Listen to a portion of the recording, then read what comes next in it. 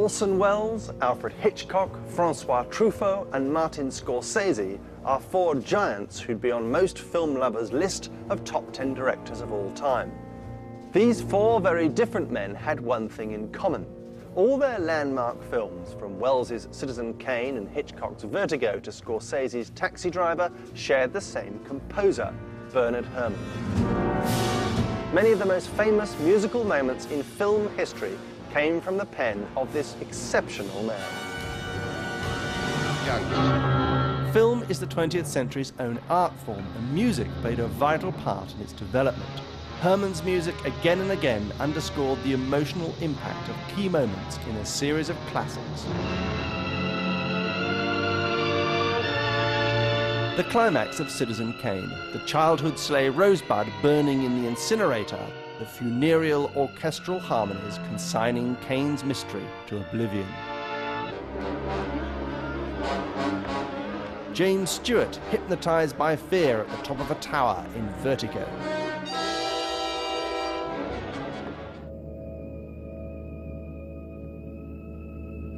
The arrival of an alien in The Day the Earth Stood Still, accompanied by a strangely motionless, eerie tension.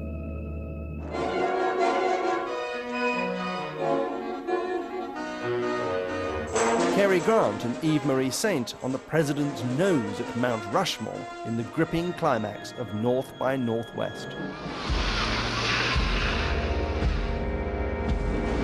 Travis Bickle, the disturbed Vietnam vet cruising the streets of New York in his yellow checker cab in Taxi Driver.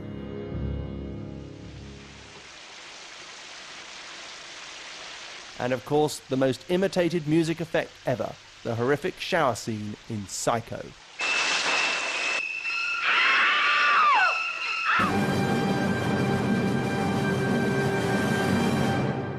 Bernard Herrmann deserved to be taken as seriously as any other 20th century composer. And yet throughout his life he was tormented with the reality that he was sidelined and ignored in the very circles where he most sought recognition, the classical elite. This made him sad, resentful and paranoid, fueling the many professional bust-ups that were to cost his career dearly. In the definitive 20-volume encyclopedia of the world's classical music, Grove Dictionary of Music and Musicians, Bernard Herrmann is granted a shockingly brief entry of just 36 lines. That's fewer than Gottfried Herrmann, a totally insignificant German organist who died in 1878, and Jacob Zeugher Herrmann, a 19th century Swiss violinist who wrote an unproduced opera called Angela in Venice. This is a disgrace. Bernard Herrmann began composing in his teens. He was born in New York in 1911, and his precocious talent was recognized when he was invited to music composition classes at New York University while still at high school. Herrmann was brash, opinionated, and pushy. By the age of 23, he had the prestigious job of conductor and arranger at CBS Radio, one of the 3 national networks. But Herrmann wanted more than just a staff job in radio. He began working with another youthful prodigy, Orson Welles, who was running the Mercury Theatre of the Air at CBS.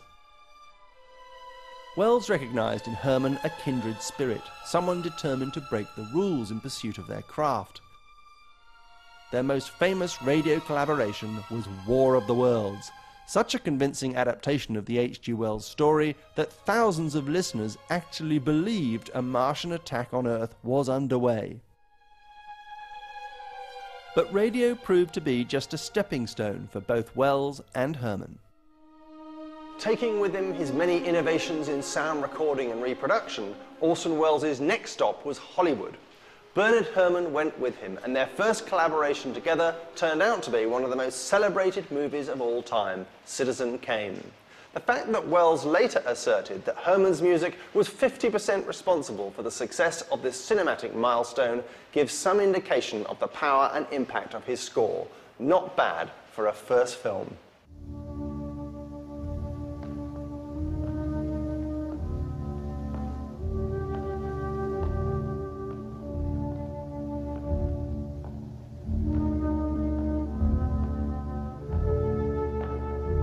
Unusually for the time, Wells and Herrmann weren't afraid to let the music carry the narrative, even if it meant setting a dark or angry mood. Herrmann's score is almost operatic in its evoking of powerfully dramatic atmospheres.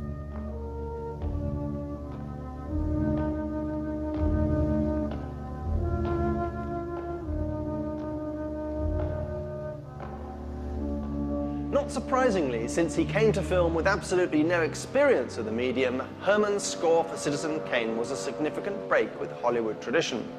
When the 29-year-old composer first arrived there in 1940, film music was supposed to sound European and romantic. But since Citizen Kane's plot was an American rags-to-riches morality tale, Herrmann wanted his music to sound like it had come from American roots too. So, when Keynes's Inquirer newspaper makes its bold bid to win over American public opinion, Herrmann's music is correspondingly rhythmic, earthy, and muscular. This was something new. Traction trust exposed. Traction trust fleets puffed by traction trust smashed by Inquirer. Landlords refuse to clear slum. Inquirer wins slum fight. In creating this distinctly American sound, Herrmann was heavily influenced by one of his musical heroes, Charles Ives. Ives, like Herrmann, was maverick and single-minded, selling insurance by day while composing by night. He's without doubt the father of modern American music, and his compositions are patriotic, colourful, and noisy. He used the technique of musical collage, laying all manner of sounds and styles on top of each other. For example, in one piece, he has two military bands playing different pieces simultaneously.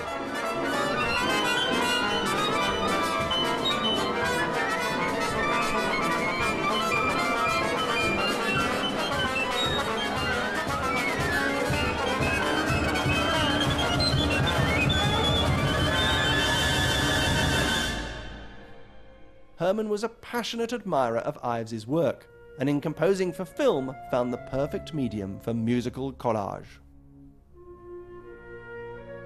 No one in Hollywood had heard film music like this before. Herrmann's next highly original score won him an Oscar. Again, the subject was American, a Faustian folk fable called The Devil and Daniel Webster. Herrmann's style here was quite unlike the sugary, sentimental film music that Hollywood had got used to. Instead of wafting, dreamy strings layered all over the film, here he had the strings, for example, playing like rustic fiddles at a breathless country barn dance.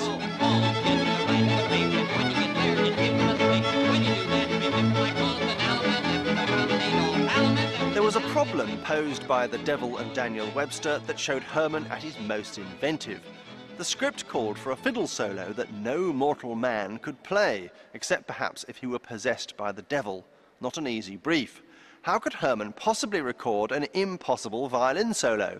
Well, he managed it.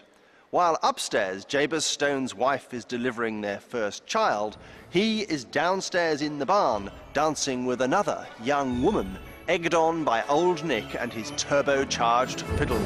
Master, grab the down! Hold her tight! Swing her now, with all your might! Master! To create this manic effect, Herrmann had one fiddler play 4 fiendishly difficult solos, then mix them all together. Overdubbing was a trick he discovered in his radio days, but was a technique unheard of in film in 1941.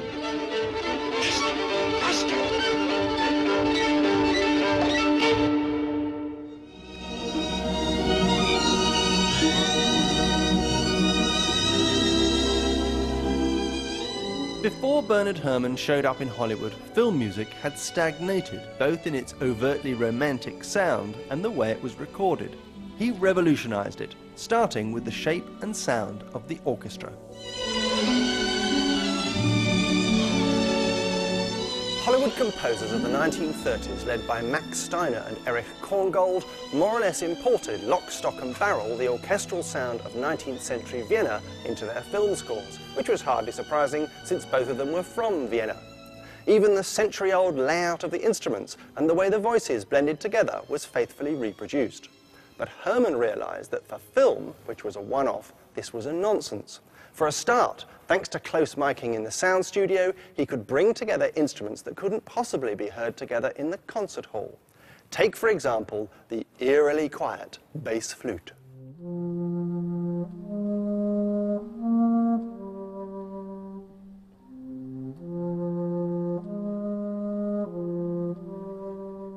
And the booming kettle drums. Now, in the concert hall, the kettle drums would obliterate the poor old bass flute if they were played simultaneously. But Herrmann found that by putting a microphone close to the bass flute and turning the timpani down in the mix, he could have them both together. This is just a simple example of something he did literally hundreds of times with scores of different instrumental combinations. Because of this, he was able to draw on a palette of sounds and styles that was refreshingly new to film music. His orchestral sound was invigorated by his thirst for the unexpected. In one film, Mysterious Island, for instance, he accompanies a giant man-eating bee with trilling clarinets, tremolandoing strings, and rasping muted horns, a musical effect that's almost scary enough to distract the viewer from the alarming brown leather underpants of the two fleeing humans.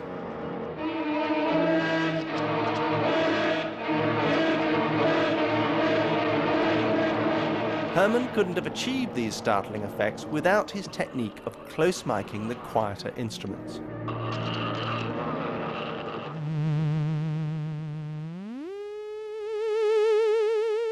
In another film, The Day the Earth Stood Still, he created a spooky sound montage that included pianos, harps, brass, percussion, electric violin and cello, backward looped tapes, oscillator sound effects, and one of the world's earliest purely electronic musical instruments, the theremin.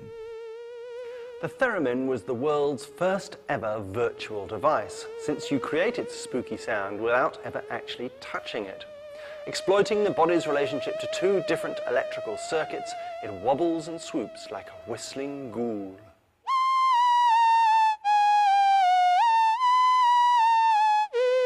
Invented during the 1917 Russian Revolution by a music-loving electrical engineer, Lev Theremin, it achieved celebrity status for a while in the 1920s, when Theremin himself toured it around Europe and later the USA.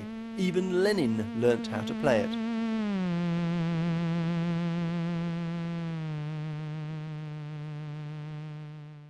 Listening to the whirly whoops and bleeps now may seem rather quaint, but it's worth noting that all this was startlingly new in 1951, when The Day the Earth Stood Still was made. In this scene, the alien Klaatu enters into the inner control room of his spaceship and appears with his hand movement by the door to be playing the switches in much the same way that a musician might play the theremin.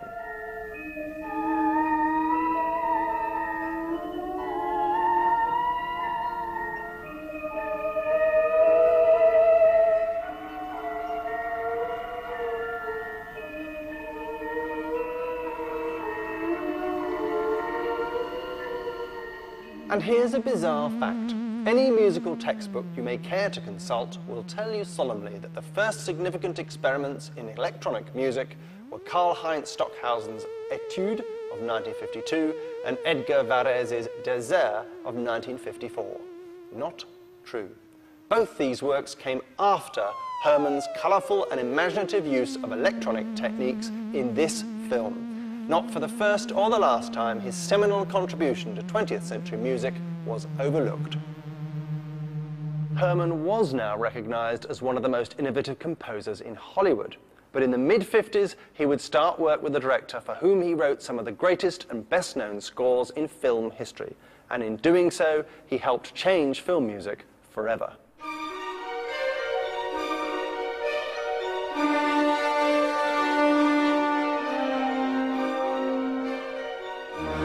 In 1955, Bernard Herrmann started a partnership with a director who became known worldwide as the master of suspense, Alfred Hitchcock. They first worked together on the black comedy The Trouble with Harry. This auspicious start led to a further 8 projects, including 2 of the greatest movies of all time, Vertigo and Psycho. Hitchcock's passion was what he called pure cinema.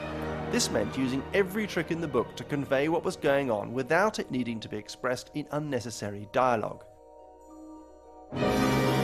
Naturally, this meant that music was to become much more crucial to the film than ever before. Much film music, even in the 1940s, was merely an oral equivalent of the physical action on the screen, which was a hangover from the days of the silence.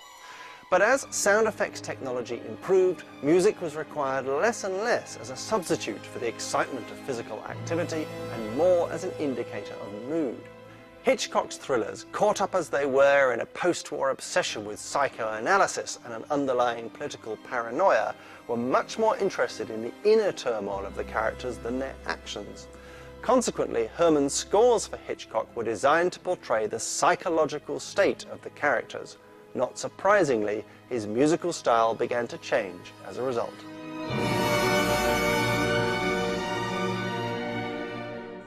The dark internal conflicts of Hitchcock's movies required a radical rethink. It prompted Herrmann to give the Goodalls Symphony Orchestra a facelift. The backbone of any symphony orchestra is the string section, the violins, violas, cellos and basses. It was here that the Herrmann revolution began. For all previous film composers, the string section had been the emotional heart of the sound.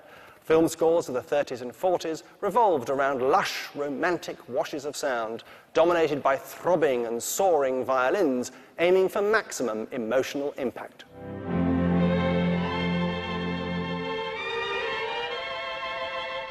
Hollywood studios wanted their audiences to weep for their heroes and heroines, so music of relentless sentimentality would sweep the movie along. Did Joseph see which way you came? What does it matter? Nothing's real down there. Our life is here. Yes, my lord. To squeeze more emotion out of the music, the string players were asked to wobble their fingers on the neck of the instrument to make a vibrato that sounded like sobbing.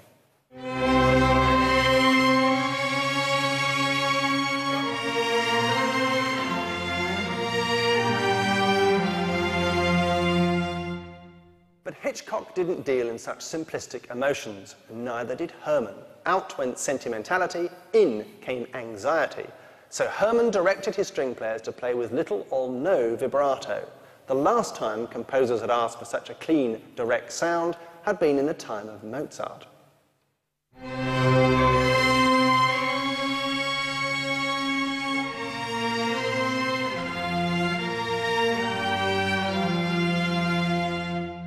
By reducing or removing vibrato, the strings were given a new attack and forcefulness. Hear how punchy they sound in the opening titles of the psychological thriller Marnie.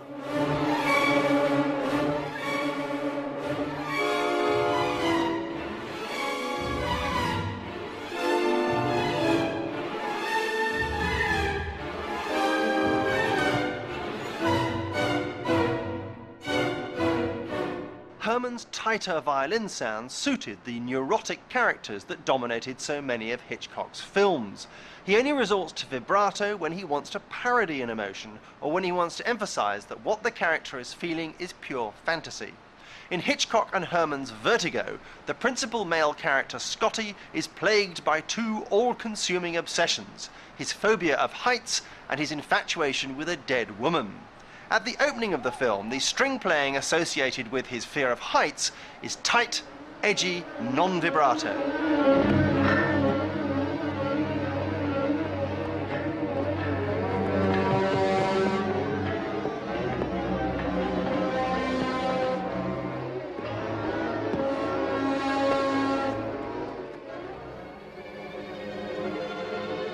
But the string playing associated with his tortured infatuation is lush and romantic with plenty of vibrato.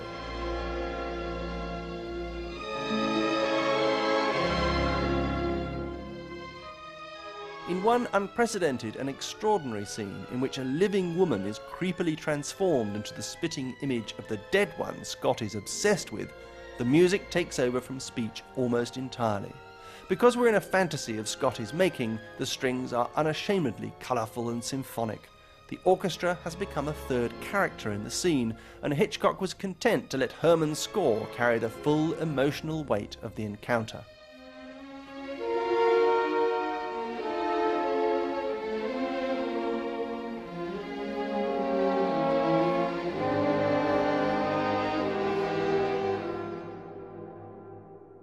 But Herrmann's overhaul of orchestral sound didn't stop at the strings.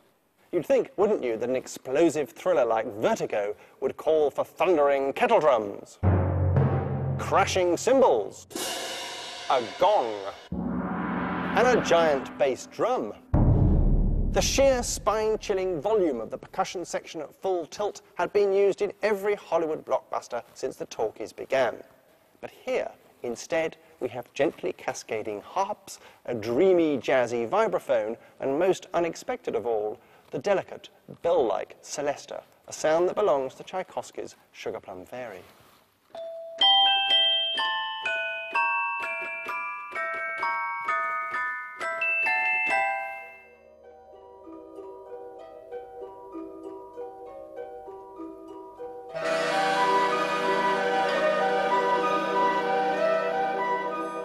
The use of celesta, vibraphone, harp and woodwind over the titles of Vertigo perfectly set the scene for a story of intrigue and psychological breakdown.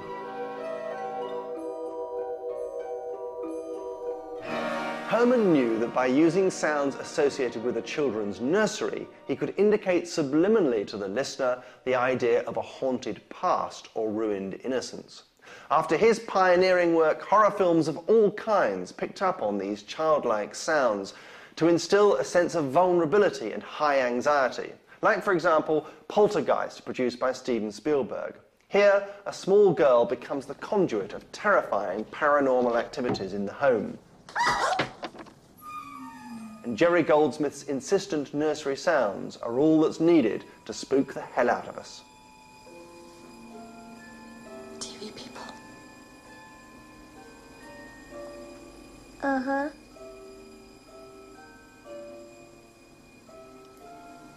Do you see them? Uh-uh.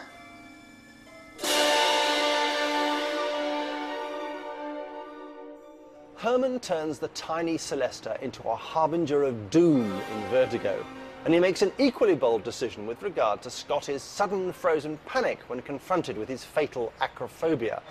Instead of, say, ear-splitting, high-pitched piccolos or clanging cacophonous cymbals and bells, he chooses harps, the most gentle and pastoral of all instruments.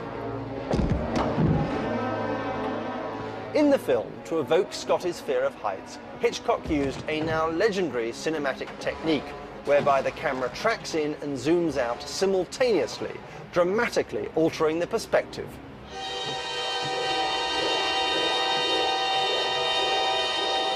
Herrmann's musical equivalent of this vertiginous effect is to have harps glissandoing up and down simultaneously, but in contrary motion. Here's an upwards glissando. And here's a downwards one. And here they are going in opposite directions at the same time.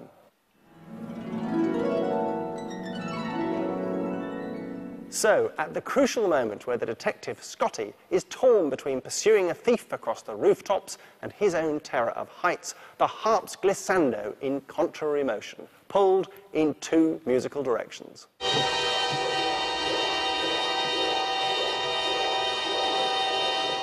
But Herrmann wasn't interested in a one-off special effect.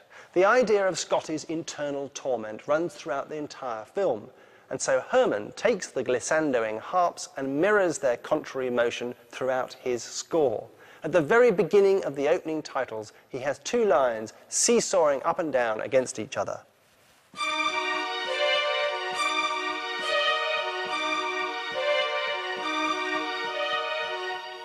Added to these highly distinctive broken chords, as they're called, he has huge, menacing brass stabs. These brass chords are unashamedly dissonant. In the late 50s, when Vertigo was released, dissonance was an essential component of most modern classical music, and had been since the 1920s. Chords like these, blasted out with brute force, had been causing concert audiences considerable difficulty for some time. Many music lovers simply couldn't adjust to the harsh dissonances of modern music when heard in works of composers like Stravinsky, Prokofiev, and Shostakovich. But when Herrmann started putting these difficult harmonies into his film scores for a director as popular as Hitchcock, the public increasingly grew to accept them and to appreciate their power and weird beauty. The scene from Vertigo where James Stewart, paralysed by his fear of heights, is stuck halfway up a tower while a body plunges from the top is a chilling example of his use of dissonance.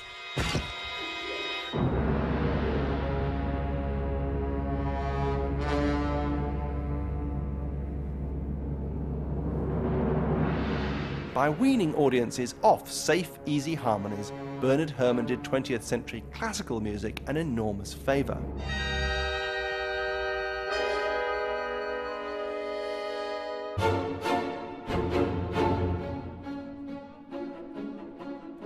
For his most famous collaboration with Hitchcock, Herrmann surpassed even his director's expectations with a score in 1960 of unprecedented originality and unequalled menace.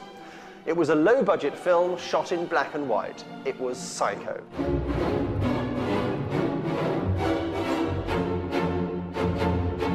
Psycho's music isn't just gripping and shocking in the context of the movie, it's truly frightening music, even without the pictures. Why is it then so startlingly effective? First, Herrmann used Psycho to try an even more radical approach to the film orchestra. Out went brass and percussion altogether. He went back to basics and limited himself just to strings. He said at the time it was to complement the black and white pictures and to save on the budget. But in reality, it was a stroke of genius. In Psycho, he completely reinvented the sound of the string section.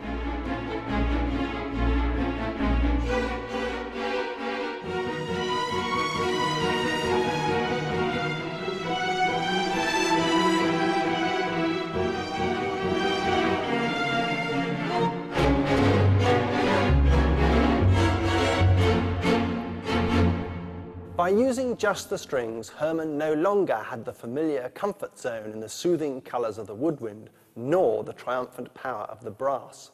This was music stripped down to its plain, urgent necessities. Not only did he instruct the strings to play with minimum vibrato, he also asked them to play the entire score, apart from the murder scenes, with their mutes fixed on. Playing with mutes colours the sound in a number of ways.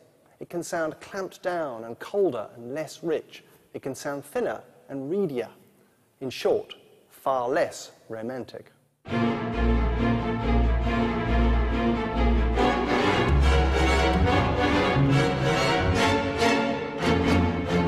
This decision was backed up by a similarly uncompromising attitude to melody.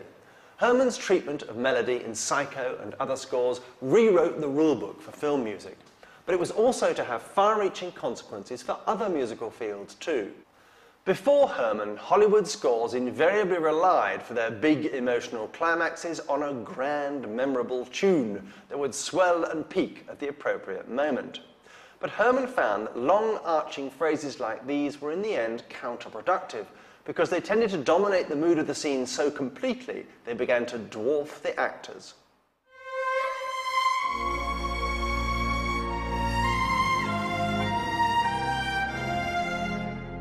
These grand melodies were all well and good when the films themselves developed at a leisurely pace, but they didn't suit the new wave of post-war filmmakers.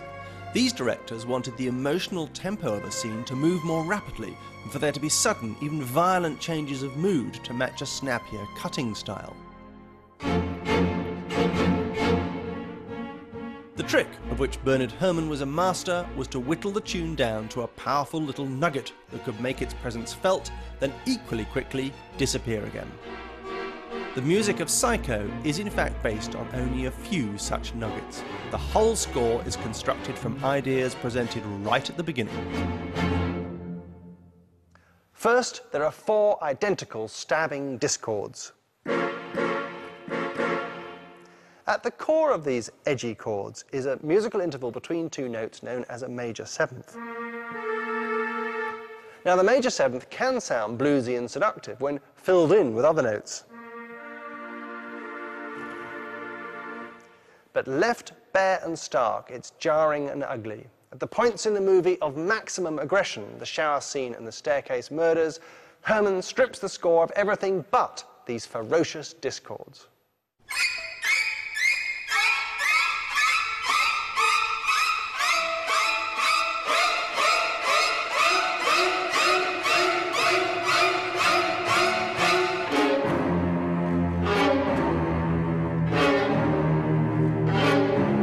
The violence of these chords couldn't be bettered if an orchestra 20 times bigger played them. They crop up all over the film.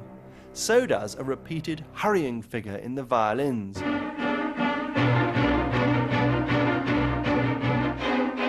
This is the insistent, nervy pattern that acts as a musical motor throughout the film. Right from the beginning, it accompanies the fractured geometric patterns of the opening titles.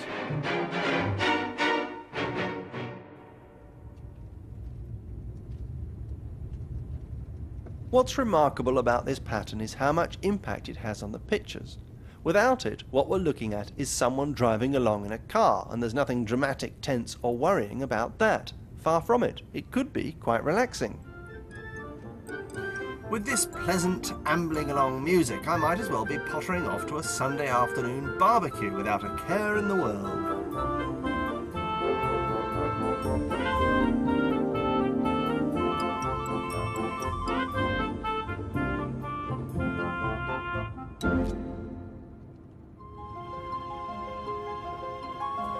Even with this soundtrack, we can assume that love is in the air and I'm on my way to meet someone for a romantic assignation.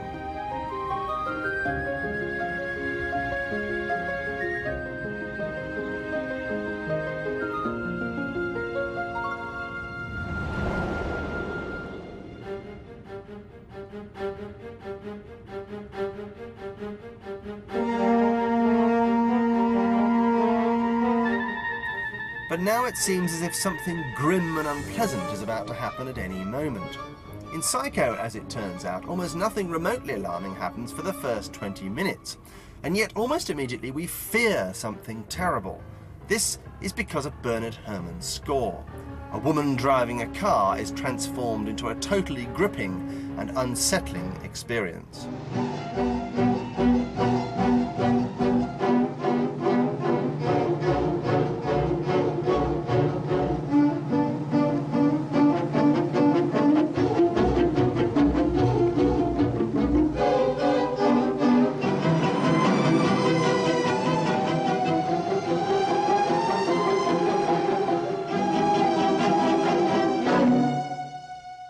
The chilling music that accompanies all the famous driving scenes is constructed from just 4 notes.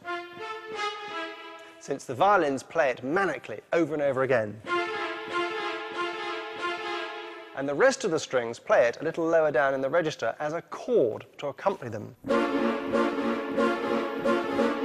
Each time we hear this figure, we recognize it, and each time it fills us with yet more foreboding.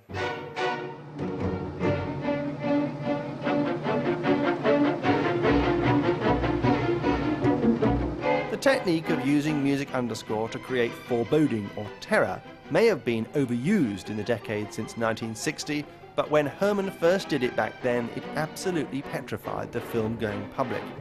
Even Hitchcock, a man not given to sharing accolades with colleagues, conceded that Herrmann's score was a major factor in the devastating impact of Psycho. Herrmann displays tremendous technical dexterity by making his musical nuggets transform and reappear in several guises throughout the movie, gluing it all together. His extreme economy of melodic material in the film derives not from Hollywood, but from trends in the modern classical music of his youth, in particular the work of the Hungarian composer Béla Bartók.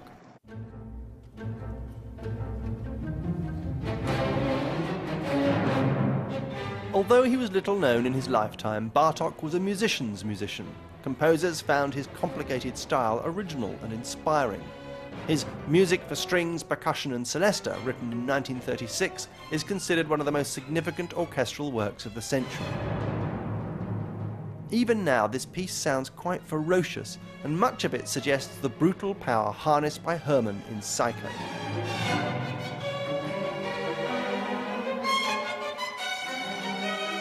One telling similarity between Herrmann and Bartók is that all the musical material is derived from just a few small fragments of tune. This mini melody of only 3 or 4 notes is used as a starting point for all sorts of variations. We could do it ourselves with a mini melody. Take a few notes, like the opening of Mozart's 40th Symphony. We could turn this into a grim and foreboding bass pattern.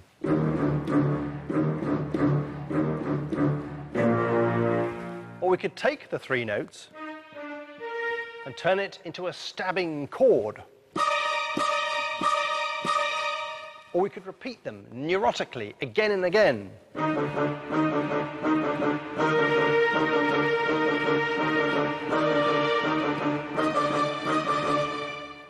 And this is what Bernard Herrmann does in Psycho. So the 3 notes that he associates with madness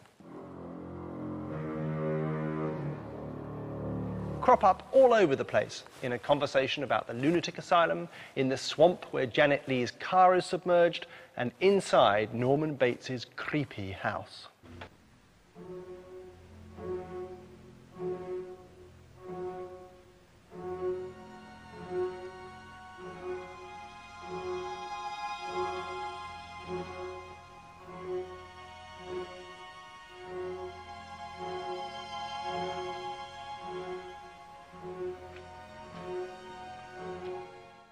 But just like I did with the Mozart, he takes those 3 notes and turns them into a chord. He puts the chord right at the screechy top of the violin range.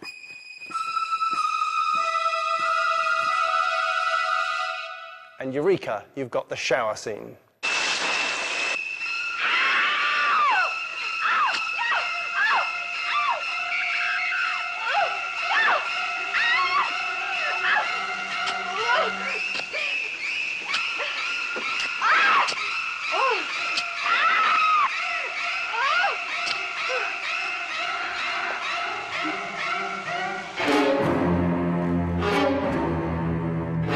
Creating whole pieces of music out of constantly evolving repeated figures like this was to be the cornerstone of an entire musical movement in the 20th century, the movement known as minimalism.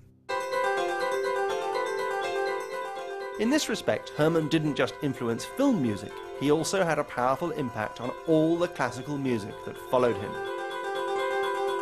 Minimalism was pioneered by the American composers Terry Riley, Steve Reich and Philip Glass in the 1960s, and it swept through classical music. Until by the 1990s, it was practically the only show in town. Minimalist composers like Glass, Michael Nyman and John Adams released CDs that sold by the million, a totally unprecedented phenomenon for contemporary classical music.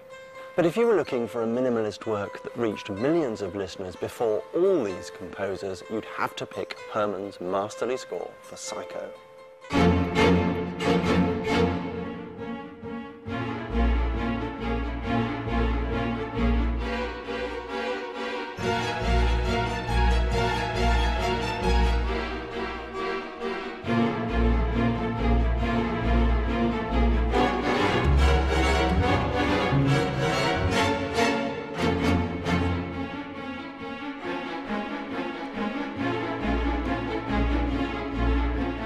But minimalism isn't the only significant 20th century ism to be found in the Psycho score.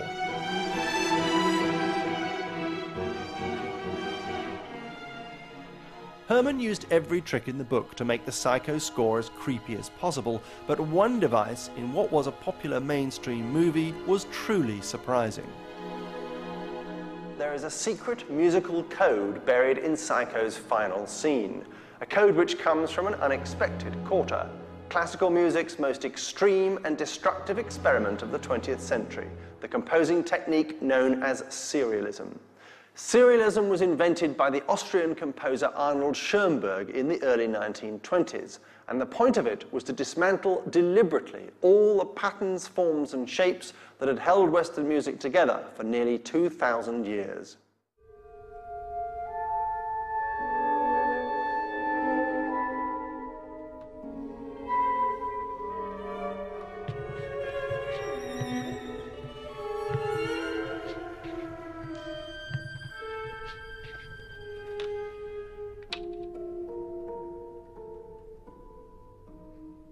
The serialist ideal was to stop melodies sounding predictable or familiar.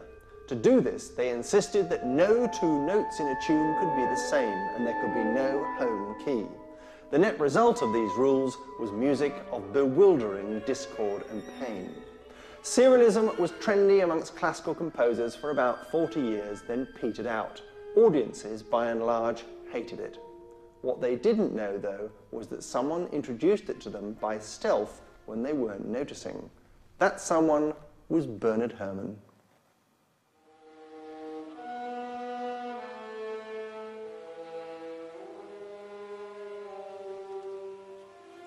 In the final scene of Psycho, in the bleak interview room where the expert psychologist is trying to rationalize Norman Bates's murderous behavior, Bernard Herrmann applies serial technique to his score.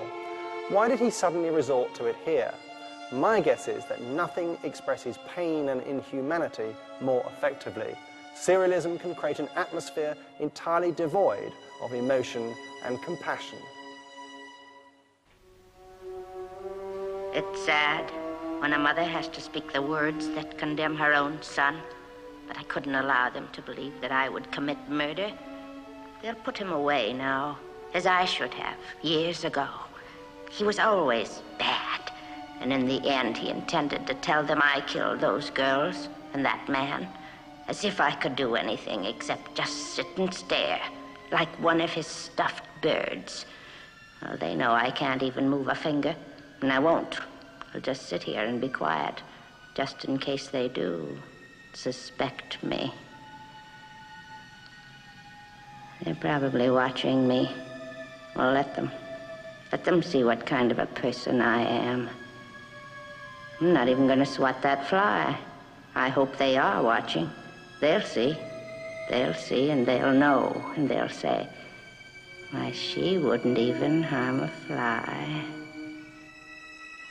Once again, Herrmann took a complex classical music technique and transplanted it into the fertile soil of popular cinema, enriching it along the way. The creative partnership that had revolutionized the world of film music came to an end in 1965, when Hitchcock fired Herrmann from the film Torn Curtain. The two men had reached the end of the line in their working relationship. Disillusioned, Herrmann spent much of his time after the break with Hitchcock out of favour with Hollywood and living in England, a country he'd always loved.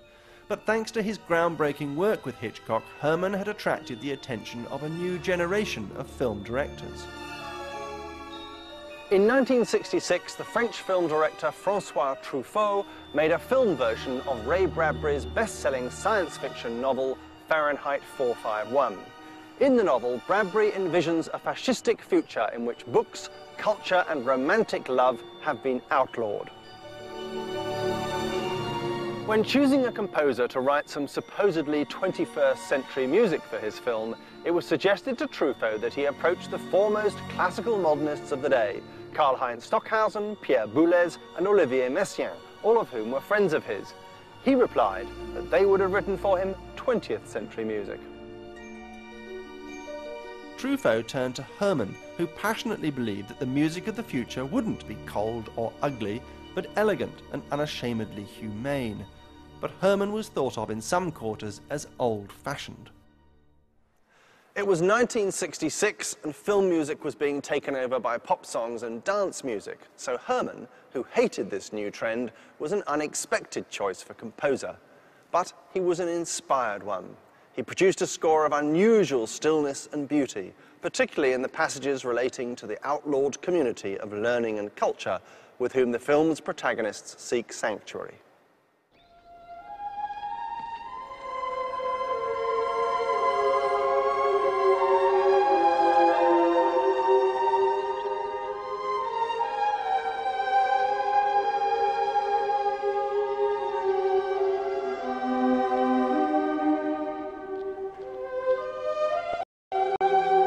This music, even though it's set far into the future, makes us feel nostalgic for a lost world of reading, eloquence and culture. After hearing it, the film's director Truffaut sent Herrmann a note saying, "Thank you for humanizing my movie." He could have been speaking for all of Herrmann's directors.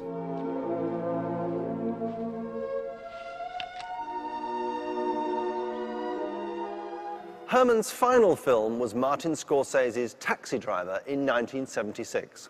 This last score, uncharacteristically jazzy in mood, earned him a posthumous Oscar nomination as he died the night of the final recording session. Scorsese dedicated the film to him.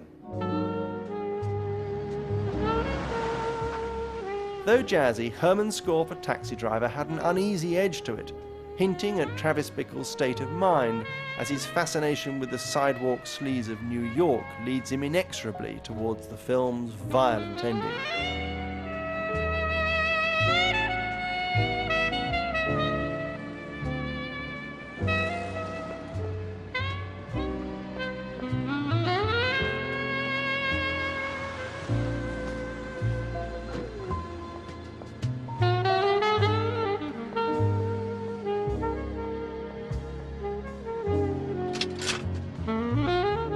Bernard Herrmann made film music an art form, bringing into it new layers of depth and meaning, and allowing the power, colour and sophistication of contemporary classical music to reach vast new audiences.